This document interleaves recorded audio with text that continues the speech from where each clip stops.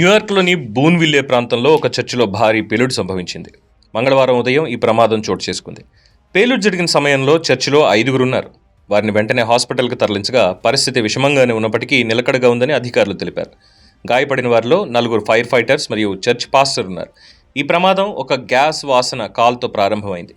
Gas leak అనుమానంతో rescue team సంఘటనా స్థలానికి చేరుకుంది. బేస్మెంట్లో పరిస్థితిని పరిశీలిస్తున్న సమయంలో ఫర్నేస్ ఆన్ అవ్వడంతోనే ఈ పేలుడు జరిగినట్లు ప్రాథమిక సమాచారం. పేలుడు సమయంలో 3 అగ్నిమాపక సిబ్బంది మరియు పాస్టర్ బేస్మెంట్లో ఉండగా మరో ఫైర్ ఫైటర్ ఫస్ట్ ఫ్లోర్లో ఉన్నారు. పేలుడు ధాటికి ఆయన గోడకు కొట్టుకున్నట్లుగా సమాచారం.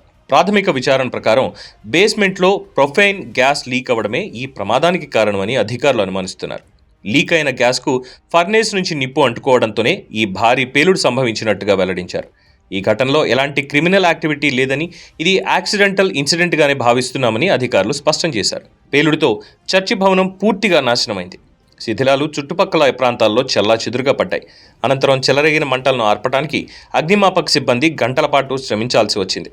ఒకప్పుడు కమ్యూనిటీకి ఎంతో ముఖ్యమైన ఈ చర్చి ఇప్పుడు శిథిలావస్థకు చేరడం స్థానికులను తీవ్రంగా కలిచివేసింది. ఈ ఘటనతో పాత భవనాల్లో గ్యాస్ భద్రతపై మళ్లీ ఆందోళనలు వ్యక్తమవుతున్నాయి.